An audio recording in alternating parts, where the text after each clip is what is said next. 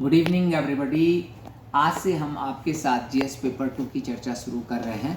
एक बहुत ही विविधतापूर्ण पेपर है ये और काफ़ी इसमें टॉपिक हैं, बल्कि ये एक पेपर नहीं है बल्कि 3-4 पेपर इसमें हैं एक्चुअली। ठीक है, तो आपको इसको तैयार करने में सबसे ज़्यादा समय लगेगा, लेकिन इसको अच्छे से तैयार करने का मतलब है सिलेक्शन लेना। ठीक, तो पहली चीज़ जो ध्यान रखनी है कि सिलेबस हमें यूपीएससी का ही पढ़ना है। किसी कोचिंग इंस्टीट्यूट के द्वारा दिया गया हिंदी में ट्रांसलेटेड सिलेबस से आप अपने तैयारी न करें। बहुत सारी सिलेबस को मतलब गलत ढंग से ट्रांसलेट किया गया है, कई टॉपिक छोड़ दिए गए हैं। ठीक, तो आप जब तैयारी शुरू करें जीएस पेपर 2 की, तो यूपीएससी का सिलेबस रखें अपने सामने। दूसरा कि हर टॉपिक पर अपने नोट्स बनाएं, केवल हर टॉपिक पर 200-200 वर्ड लिखकर रख लें। तीसरा कि इसमें किसी एक पुस्तक पर आप निर्भर नहीं रह सकते, इसके लिए आपको 3-4 पुस्तकें पढ़नी होंगी कम से कम। ठीक, कि पहला है कि आधारभूत पुस्तक जिसको आप बताते नहीं है, वो है डीडी बासु। ठीक, कुछ लोग मैं किसी के राइटर की या ऑथर की आलोचना नहीं कर रहा, लेकिन कुछ लोग एम लक्ष्मीकांत का भी नाम बहुत लेते हैं, और ठीक है, वो एम लक्ष्मीकांत भी पढ़ सकते हैं आप, लेकिन एम लक्ष्मीकांत एक ओरिजिनल पुस्तक नहीं है। डीडी बासु एक ओरिजिनल पुस्तक है। ठीक, एम लक्ष्मीकांत पहले लिखी गई थी, जो पहला वर्जन इसका आया था वो पब्लिक एडमिनिस्ट्रेशन के टीचर हैं एम लक्ष्मीकांत, और उन्होंने पहले ऑप्शनल के रूप में पब्लिक एडमिनिस्ट्रेशन ऑप्शनल के लिए प्रीलिम्स के लिए वो किताब लिखी थी। आप ध्यान समझ रहे हो, तो वो फैक्चुअल ज़्यादा थी। ये करीब ये 2000 आपके 2003-4 में ये किताब पहले पब्लिश हुई थी। पहले ये साउथ में ही चलती थी, फिर नॉर्थ इंडिया में आई, फिर इसका हिंदी वर्जन भी आया। तो पढ़ें आप, मेरे उससे कोई मनाही नहीं कि ना पढ़ें, लेकिन अगर आपको और ऑथेंटिसिटी चाहिए तो एक तो बेयर एक्ट अपने पास रखें, और दूसरा डीडी बसु को जरूर पढ़ें। मूल पुस्तक डीडी बसु ही है। दुर्गादास बसु, भारतीय संविधान पर सबसे अच्छी किताब वही मानी जा सकती है। ठीक, बट उसके भी वो आपको संविधान की मौलिक जानकारी दे देगी, लेकिन इसमें तो बहुत सारा है पेपर 2 में।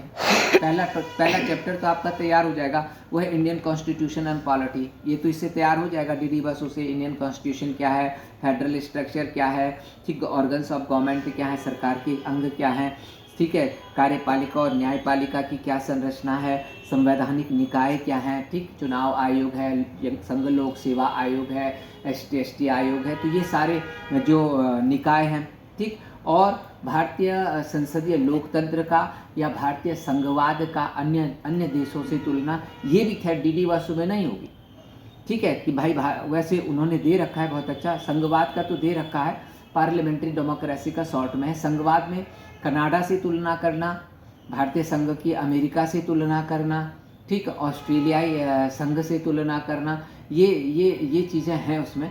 बट फिर भी आपको इसको पढ़ना पड़ेगा कि भारतीय संघ, ठीक है, अन्य संघों से भिन्न क्यों है। ठीक है, वर्तमान में भारतीय संघ की प्रकृति, जो भारतीय संघ था जो आपके मूल संविधान में, वो सहकारी संघ था, कोऑपरेटिव फेडरलिज्म था, क्योंकि कई ऐसे अनुच्छेद थे जो कॉपरेशन इंश्योर करते थे संघ और राज्यों में। ठीक है, कुछ ऐसी संस्थाएं भी बनाई गई थी, राष्ट्रीय नेशनल डेवलपमेंट काउंसिल NDC थी उस समय, अब ख़त्म हो गई है। ठीक, योजना आयोग भी था। तो ये सारी हमारी सहकारी संघवाद था। सहकारी संघवाद के बाद, ठीक है, आपका जब एक दलीय शासन समाप्त हुआ 67 के बाद, और धीरे धीरे क्षेत्रीय राजनीति मजबूत होने लगी, क्षेत्रीय राजनीतिक दल मजबूत होने लगे, तो फिर उसके बाद कहा गया कि भारतीय संघ सहकारी संघ की जगह, ठीक है, बार्गेनिंग फेडरेशन बन गया है। ठीक, क्षेत्रीय दल केंद्र को, सरकार को समर्थन देते थे, बदले में बार्गेन करते थे कि ये चाहिए वो चाहिए। ठीक, अब आज की डेट में चूंकि अब भारत की जो अर्थव्यवस्था है वो सोशलिस्टिक से हट करके मार्केट इकोनॉमी की ओर बढ़ गई है 91 के बाद, तो आज भारतीय संघ की स्थिति क्या है, ठीक, आज भारतीय संघ पे क्या दबाव है, ये नए मुद्दे जो हैं वो आपको इन किताबों में, ट्रेडिशनल बुक्स में नहीं मिलेंगे। ये आर्टिकल में आपको मिलेंगे, न्यूज़पेपर्स आर्टिकल में मिलेंगे, और कुछ नई जो बुक्सेस होंगी उनमें मिलेंगे। ठीक, वो आपके यूपीएससी सिलेबस पे आधारित नहीं होंगी। दूसरा जो इसमें आपको कि गवर्नेंस आपको पढ़ना है, तो गवर्नेंस में पॉलिसी मेकिंग की प्रोसेस को आपको पढ़ना है कि भाई पॉलिसी मेकिंग का प्रोसेस कैसा होता है सरकार में, ठीक है। और उससे रिलेटेड टॉपिक ट्रांसपेरेंसी है, अकाउंटेबिलिटी है, इसके अलावा citizen charters, RTI, right to information, वो सब।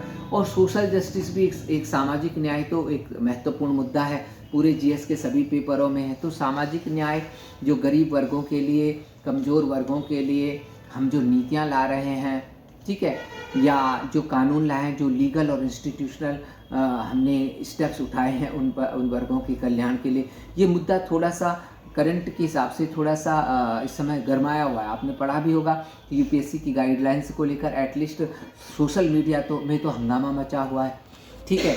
और सर्वोच्च न्यायालय ने उस पर रोक भी लगा दी है, ठीक, स्टे भी लगा दिया है सरकार की जो गाइडलाइंस थी, ठीक। और उसके लिए नई कमेटी सेटअप की जा रही है।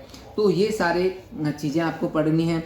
इसके अलावा जो इसका चौथा भाग है वो है आपका कि भारत के अन्य देशों से संबंध, ठीक, अंतर्राष्ट्रीय संबंध। तो अंतर्राष्ट्रीय संबंध भी फिर बहुत सारा है, ठीक। अंतर्राष्ट्रीय संबंध के लिए आप जेएनयू के प्रोफेसर पुष्पेश पंत की पुस्तक पढ़ सकते हैं, या अन्य भी जो भी आपको अच्छा लगता है। बट एटलीस्ट जो मैगज़ीन, लोकल मैगज़ीन्स होती हैं, और कई बार कोचिंगों के नोट्सों में भी बड़ी फैक्चुअल मिस्टेक्स होती हैं।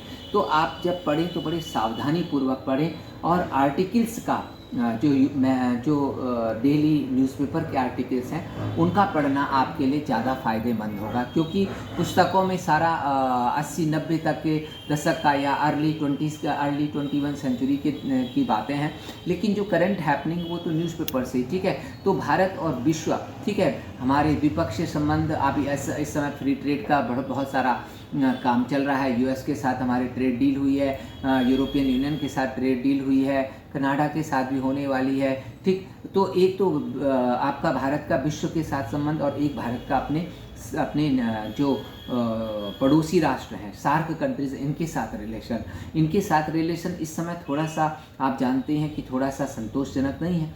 बांग्लादेश में भारत विरोधी सरकार आई है, भारत विरोधी जो गतिविधियां चली हैं। इसी तरह नेपाल में भी ओली जी के समय से ही जो है हमारे रिलेशन बहुत अच्छे नहीं रहे हैं, वो आप जानते हैं। उन्होंने भारत के कई जो भारत के हिस्से हैं उत्तराखंड में, उनको नेपाल में दिखाया है, नेपाल के मैप में दिखाया, नया मैप भी जारी करा। तो इसके अलावा श्रीलंका के साथ भी हमारे जो रिलेशंस हैं और नियर पास्ट में हमने बहुत मदद की है उन्होंने, जब वहाँ पे प्रॉब्लम आ रही थी, इन्फ्लेशन वगैरह भी था। लेकिन नए इलेक्शन के बाद हालांकि बहुत ही ज़्यादा, आज की डेट में कोई भी देश भारत को इग्नोर नहीं कर सकता, लेकिन आप जानते हो कि हमारे पड़ोसी जितने भी हैं या तो भारत की ओर झुकेंगे या चीन की ओर झुकेंगे। भारत की ओर झुकते हैं, लेकिन चीन को भी बैलेंस करने की कोशिश करते हैं, कुछ तो चीन के पास ही जाके बैठ जाते हैं, ठीक। तो वो हमारे लिए, अभी जैसे देखिए कि मालदीव भी पूरी तरह से चीन की ओर चला गया था, बड़ी मुश्किल से उसको, मतलब हमने अपने डिप्लोमेटिक चैनल्स के माध्यम से, जब उन्हें ये रियलाइज़ हुआ कि चीन केवल एक मतलब एक खुदगर्ज राष्ट्र है और वो किसी भी तरह से कर्ज के जाल में फंसाकर लोगों को, देशों को अपने साथ जोड़ता है। भारत की दूसरी नीति है, भारत मदद करता है लेकिन बदले में किसी को गुलाम बनाने की इच्छा नहीं रखता। तो इस कारण फिर से मालदीव भारत की ओर लौटा है। तो जो रिसेंट हैपनिंग है इनको विद इंटरेस्ट पढ़ें, रटने की कोशिश न करें, ठीक, और चीज़ों को समझें, ठीक, चीज़ों को लिंक करें एक दूसरे से। तो ये बहुत बहुआयामी है, ये पेपर 2 तो जो है बहुत बहुआयामी है। इसमें तो 3-4 सोशल जस्टिस इसमें है, कॉन्स्टिट्यूशन इसमें है, बायलैटरल रिलेशन इसमें है, ग्लोबल इंस्टीट्यूशंस इसमें है, इंडिया की जुडिशरी, एग्जीक्यूटिव, सब कुछ है। तो ये एक बहुत ही व्यापक पेपर है। इसको आप अच्छे से तैयार करें, इसको समय पूरा दें तैयारी करने में, और क्योंकि इसकी अच्छी से तैयारी आपको मेंस में और इंटरव्यू में दोनों जगह आपको मदद करती है। Thank you.